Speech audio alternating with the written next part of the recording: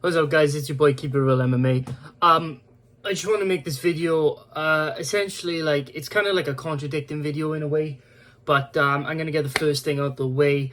Michael Chandler versus Dustin Poirier has essentially been agreed to and is basically official, according to, like, I think John Anik posted it.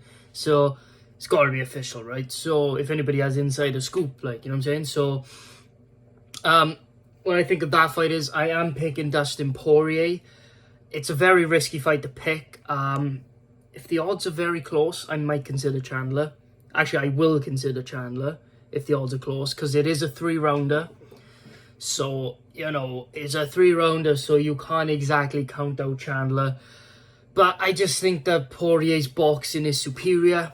And I just think that not only is his boxing superior, but I just feel like his defensive boxing is what's going to allow him to dodge and block and take some of Chandler's hits. And I just think that if you're getting dropped by Tony Ferguson, hurt badly in the first round, I just think that Dustin Poirier will definitely be able to do it to Chandler and actually be able to finish him. Chandler does have the explosive wrestling, which could help him, and he'd be able to do it over the course of 3 rounds. Has massive dog in him like Poirier. So it's a tough one to call, but I'm going to give the edge to Poirier. I just believe that Poirier is the superior striker, and Chandler has a lot of holes in his striking game.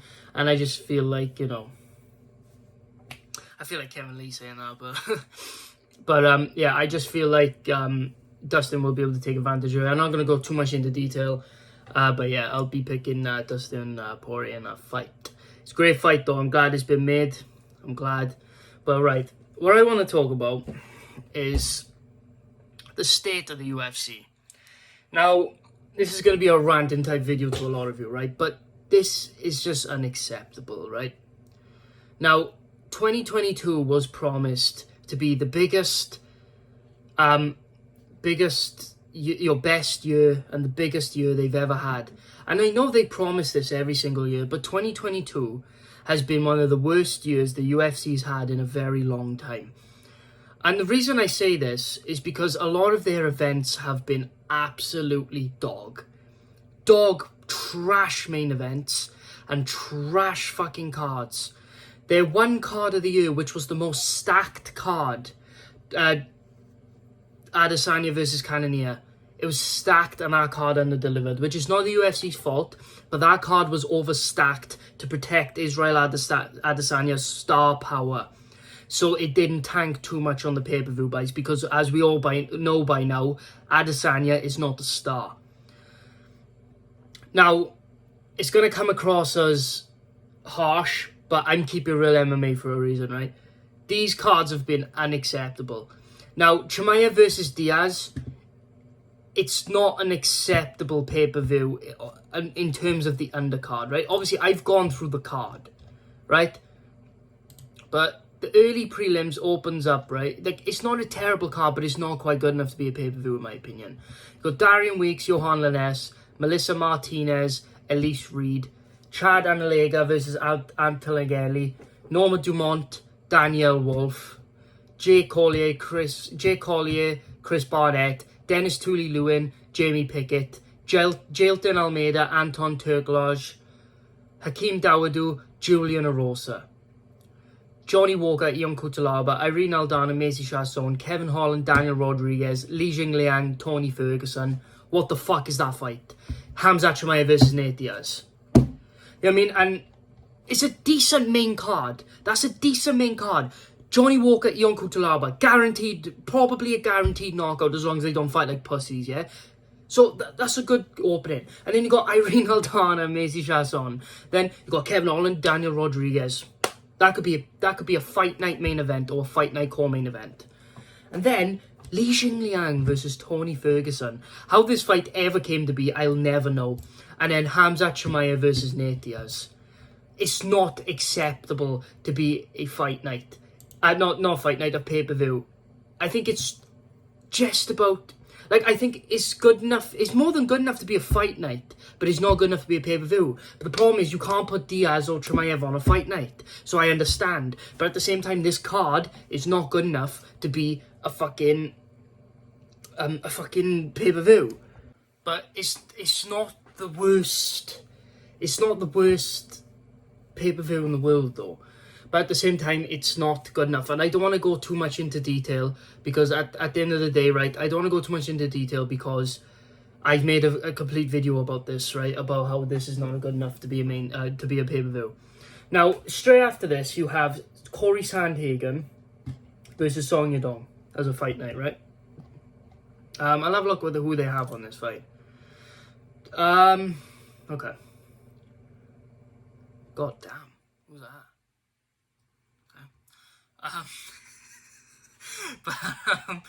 So you have 1, 2, 3 female fights on that card, which is fine. But they're right at the start. Now this, god damn, who's that? Diana Belbita. Fucking hell. But anyway, head on the goal. Head on focus. Sorry guys.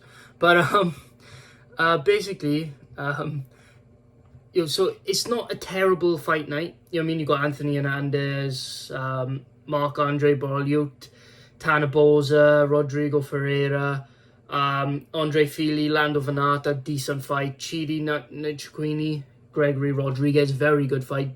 Giga Chikadze, Sodiq Yusuff, good fight. Corey Sandhagen, Song Yadong at the main event. It's not terrible. It's more than acceptable to be a fight night, in my opinion. So I'm okay with that. But this is where I have a problem. Okay? Now, this is where I have a problem. The next 2 cards have female main events. Now, a lot of people are going to deem me sexist. A lot of people are going to deem me this and that. But let's be real. Let's keep it real like I do now, right? They're not as entertaining as men's fights. Let's keep it honest. Strawweight fights are pretty good. Flyweight is dog. Bantamweight is dog. And featherweight is dog. Featherweight shouldn't even exist. There's like 5 of them. So let's just not even count featherweight. What a dog. That's the dog division, right? So you got bantamweight, flyweight, and strawweight. Strawweight's very good technically. They're very fast, and sometimes they put on great fights. But then you got flyweight and bantamweight. Now, most of the fights just consist of holding each other against the cage and just kneeing the thigh to avoid separation, and those are the fights most of the time on flyweight and above. And I'm sorry, but having them as a main event is just not good enough. People are gonna spin my words, but I don't have a problem with female fighters in the UFC, but they should be nowhere near the main event. Simple as that. Nobody's paying that much money just to watch females fight, unless you're a simp that pays for fucking OnlyFans, right? Because some of them are really good looking ladies. Some of them are beautiful women, right? Some. But that's not a good enough reason to put them as a main event. Yeah, right, okay, so you got Mackenzie Dern, what's her fucking name? Yang Zhanao, right? As the main event. Underneath that, Cody Garbrandt and Rani Yahya.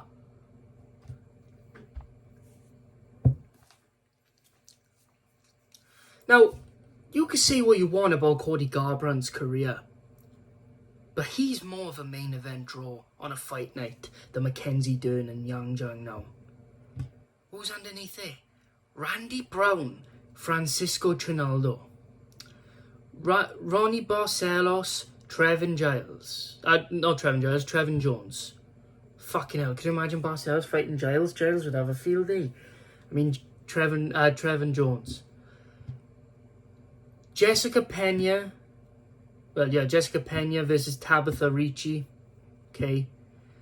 John Castaneda, Daniel Santos. It's not the best fight night, right? But how do you not... I know Cody Garbrandt's fighting Rani Yahya. I know. But I'm sorry. He's more... No matter who he's fighting, he's more of a main event fight night draw than Mackenzie Dern and Yang Zhanao, right? And then, what's the event? I know these events ain't complete, right? But okay, you're gonna work PC, thank you.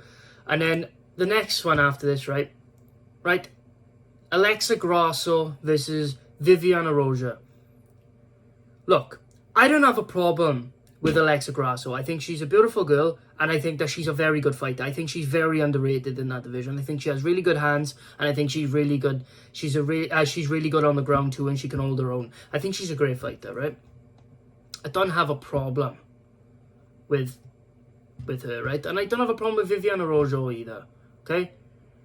And the way, you got Misha Serkinov, Alonzo Menefield, Rafael Assunção, Victor Henry, Tatsuro Taira versus CJ Vergara, okay? Now, yes, these are more of a draw than these male fighters, maybe except Misha Serkinov. The thing is, right, name value, yes, but you shouldn't be looking to put these women in the main event in the first place. Do you get what I'm saying? I'd much rather, right, instead of Johnny Walker and Ion Cutelaba fighting on the pay-per-view, instead of putting Dern and Zhang Nao on there, because with Dern and Zhang Nao, I'd rather have Cody Garbrandt and Ronnie Yaya as the main event, right? But Grasso and Araujo, instead of putting them, why not put Johnny Walker and Ion Cutelaba in the main event? Move them up. And I know it's all the way till October 16th, but you know what I'm saying? It's like they'll just do anything to appease very small amount of people who want women main events. Women empowerment. It makes no sense. Why do you want them as the main event? They don't bring in money. They don't bring in draws like these events. Because look at the event straight after it. Charles Oliveira versus Islam Makhachev. And then the one after that, you got Adesanya versus Pereira. You're telling me that these deserve to be a fight night? Corey Sandhagen, Song Yadong. I don't have a problem with them being the main event of a fight night. It's a good fight night. It's a great fight night to have. But Mackenzie Dern, Zhao Zhangnan, Yang Zhangnan, when Cody Garbrandt's right underneath them.